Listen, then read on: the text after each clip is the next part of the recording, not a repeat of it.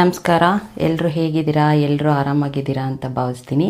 ನಾನಿವತ್ತು menstrual cup ಬಗ್ಗೆ ತಿಳಿಸ್ಕೊಳ್ಳೋಣ ಅಂತ ಬಂದಿದ್ದೀನಿ. ನನಗೆ ಇದರಿಂದ ತುಂಬ ಯೂಸ್ ಆಗಿದೆ, ತುಂಬ ಬೆನಿಫಿಟ್ ಆಗಿದೆ. ಹಾಗಾಗಿ ಯಾರಿಗಾದರೂ ಯೂಸ್ ಆಗ್ಬೋದು ಅನ್ನೋ ಕಾರಣಕ್ಕೆ ನಾನು ಈ ವಿಡಿಯೋನ ಮಾಡ್ತಾ ಇದ್ದೀನಿ. ಮೆನ್ಸ್ಟ್ರಲ್ ಕಪ್ನ ಯೂಸ್ ಮಾಡಬೇಕು ಅಂತ ಅಂದ್ಕೊಂಡಿರೋರು ಈ ವಿಡಿಯೋನ ಸ್ಕಿಪ್ ಮಾಡದೆ ಪೂರ್ತಿಯಾಗಿ ನೋಡಿ, ಇಲ್ಲ ಅಂತಂದರೆ ಹೇಗೆ ಅನ್ನೋದನ್ನು ಕಂಪ್ಲೀಟಾಗಿ ಅರ್ಥ ಆಗಲ್ಲ. ಮೊದಲಿಗೆ ನಾ ಹೇಗೆ ಯೂಸ್ ಮಾಡೋಕ್ಕೆ ಸ್ಟಾರ್ಟ್ ಮಾಡಿದೆ ಅಂತ ಹೇಳ್ತೀನಿ. ಅಂದರೆ ನಾನು ಈಗಾಗಲೇ 3.5 ವರ್ಷ 3.5 years ಆಯಿತು ನಾನು ಮೆನ್ಸ್ಟ್ರಲ್ ಕಪ್ನ ಯೂಸ್ ಮಾಡೋಕ್ಕಿಡ್ದು. ಸ್ಟಾರ್ಟಿಂಗ್ ನನಗೂ ತುಂಬಾ ಭಯ ಇತ್ತು.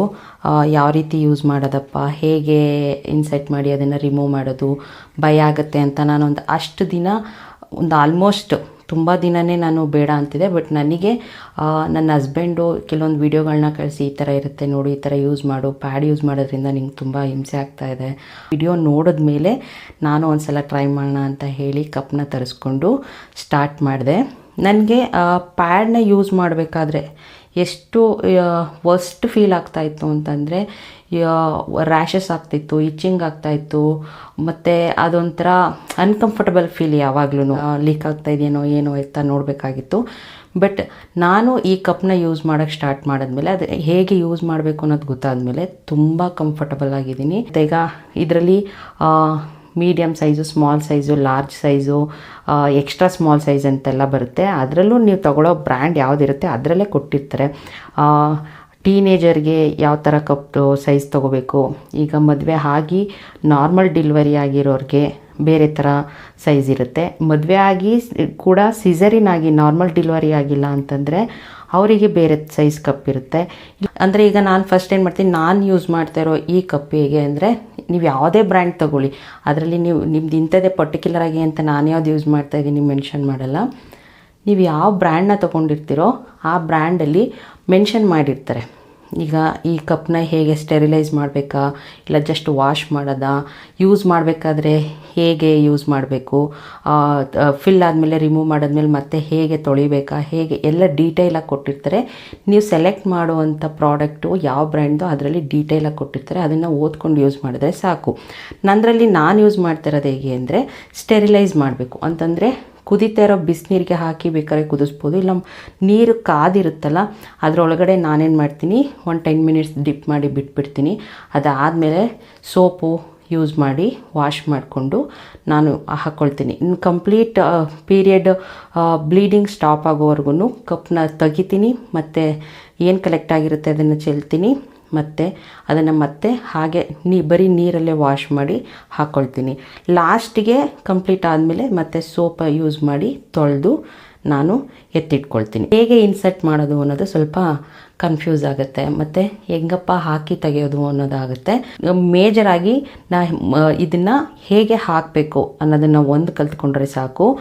ಇದು ಹಾಕಬೇಕಾದ್ರೆ ನಾವು ಇಂಡಿಯನ್ ಟಾಯ್ಲೆಟ್ ಪೊಸಿಷನ್ನಲ್ಲಿ ಕೂತ್ಕೋಬೇಕು ಮೊದಲು. ನಿಮಗೆ ಯಾವ ಫೋಲ್ಡ್ ಕಂಫರ್ಟಬಲ್ ಆಗುತ್ತೆ, ತುಂಬ ಬೇರೆ ಬೇರೆ ಫೋಲ್ಡ್ಗಳಿದೆ, ನಾನು ಡಿಸ್ಪ್ಲೇ ತೋರಿಸ್ತಾ ಇದ್ದೀನಿ ನೋಡಿ, ಆ ಥರ ಫೋಲ್ಡ್ ಮಾಡ್ಬೋದು. ಬಟ್ ಅಲ್ಲಿ ಏನೇ ಇದ್ರೂ ನೀವು ಪ್ರಾಕ್ಟಿಕಲಾಗಿ, ಅಂದರೆ ನಾವು ಪ್ರಾಕ್ಟಿಕಲಾಗಿ ಒಳಗಡೆ ಹಾಕಬೇಕಾದ್ರೆ ನಮಗೆ ಯಾವುದಕ್ಕೆ ಕಂಫರ್ಟಬಲ್ ಆಗಿರುತ್ತೋ ಅದನ್ನು ನಾವು ಸೆಲೆಕ್ಟ್ ಮಾಡ್ಕೋಬೋದು. ನನಗೆ ಕಂಫರ್ಟಬಲ್ ಆಗಿರೋದು, ನಾನು ಇಂಡಿಯನ್ ಟಾಯ್ಲೆಟ್ ಪೊಸಿಷನಲ್ಲಿ ಕೂತ್ಕೊಳ್ತೀನಿ ನೋಡಿ, ಈ ಥರ ಫೋಲ್ಡ್ ಮಾಡ್ಕೊಳ್ತೀನಿ. ಈ ಥರ ಫೋಲ್ಡ್ ಮಾಡಿ, ಈಗ ಫಾರ್ ಎಕ್ಸಾಂಪಲ್ ಹೀಗಿತ್ತು ಅಂದ್ಕೊಳ್ಳಿ, ನಾನು ಹೀಗೆ ಬಿಡ್ತೀನಿ. ಹೀಗೆ ಬಿಟ್ಟಾಗ ಕೆಳಗಡೆ ಕೈ ರಿಲೀಸ್ ಮಾಡ್ತೀನಿ. ರಿಲೀಸ್ ಮಾಡಿದಾಗ ಒಳಗಡೆ ಈ ಥರ ಓಪನ್ ಆಗುತ್ತೆ, ಈ ಥರ ಕಲೆಕ್ಟ್ ಆಗುತ್ತೆ. ನಿಮ್ಗೆ ಈ ಥರ ಗೊತ್ತಾಗುತ್ತೆ. ನಾವು ಒಳಗಡೆ ಇದನ್ನು ಹಾಕಿದಾಗ ಈ ಥರ ಕೂತಿದೆಯಾ ಇಲ್ವಾ ಅನ್ನೋದು ನಮಗೆ ಫೀಲ್ ಆಗುತ್ತೆ.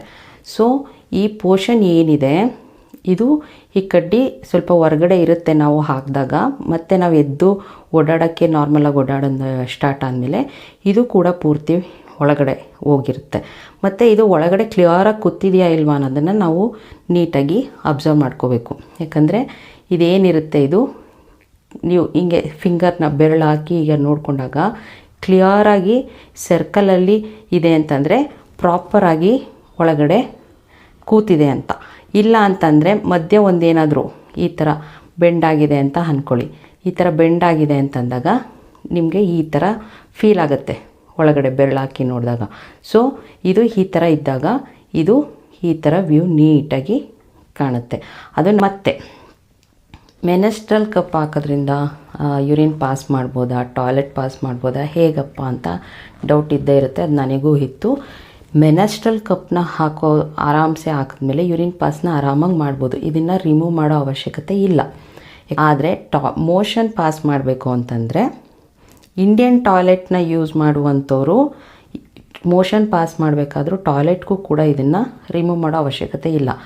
ವೆಸ್ಟರ್ನ್ ಟಾಯ್ಲೆಟ್ನ ಯೂಸ್ ಮಾಡುವಂಥವ್ರು ಮೋಷನ್ ಪಾಸ್ ಮಾಡಬೇಕಾದ್ರೆ ಇದನ್ನು ರಿಮೂವ್ ಮಾಡಿ ಮೋಷನ್ ಪಾಸ್ ಮಾಡಿ ಮತ್ತೆ ಇದನ್ನು ಹಾಕೋಬೇಕಾಗತ್ತೆ.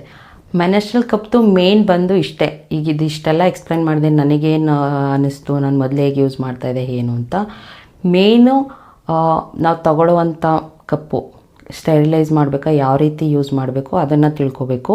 ಅದಾದಮೇಲೆ ನಾವು ಹೇಗೆ ಅದನ್ನು ಒಳಗಡೆ ಇನ್ಸರ್ಟ್ನ ಮಾಡಿ ಮತ್ತು ಅದನ್ನು ಹೇಗೆ ರಿಮೂವ್ ಮಾಡಿ ತೆಗೆದು ಅದನ್ನು ಕಲೆಕ್ಟ್ ಆಗಿದ್ದ ಬ್ಲೀಡಿಂಗ್ನ ಚೆಲ್ಲಿ ಮತ್ತು ಅದನ್ನು ಹೇಗೆ ಇನ್ಸರ್ಟ್ ಮಾಡ್ಕೋತೀವಿ, ಮೇಯ್ನಾಗಿ ನಾವು ಇನ್ಸರ್ಟ್ ಮಾಡುವಂಥದ್ದು ಹೇಗೆ ಅನ್ನೋದನ್ನು ಕಲ್ತ್ಕೊಂಡ್ರೆ ಮೆನೆಸ್ಟ್ರಲ್ ಕಪ್ದು ಯಾವುದೇ ರೀತಿ ಪ್ರಾಬ್ಲಮ್ ಬರಲ್ಲ. ಇದು ಪರ್ಸ್ನಲಿ ನನಗೆ ಯೂಸ್ ಆಗಿದಂಥ ಮೆಥಡು. ನನಗೆ ಹೇಗೆ ಯೂಸ್ ಆಗುತ್ತೆ ಅದೇ ಮೆಥಡ್ನ ನಾನು ಅರ್ಥ ಆಗೋ ಥರ ಎಕ್ಸ್ಪ್ಲೈನ್ ಮಾಡಿದ್ದೀನಿ ಅಂತಲೇ ಅಂದ್ಕೊಳ್ತೀನಿ. ಯಾರಿಗಾದರೂ ಯೂಸ್ ಆದರೆ, ಯಾರಿಗಾದರೂ ಹೆಲ್ಪ್ ಆದರೆ ಪ್ಲೀಸ್ ಕಮೆಂಟ್ ಮೂಲಕ ತಿಳಿಸಿ. ನನ್ನ ಚಾನಲ್ಗೆ ಇನ್ನೂ ಯಾರು ಸಬ್ಸ್ಕ್ರೈಬ್ ಆಗಿಲ್ಲ, ಸಬ್ಸ್ಕ್ರೈಬ್ ಆಗಿ. ಏನಾದರೂ ಡೌಟ್ ಇತ್ತು ಅಂದ್ರೂ ಕಮೆಂಟ್ ಮೂಲಕ ತಿಳಿಸಿ. ನಾನು ಏನು ಸಾಧ್ಯ ಆಗುತ್ತೆ ಅದನ್ನು ಉತ್ತರ ತಿಳಿಸ್ಕೊಡ್ತೀನಿ. Thank you.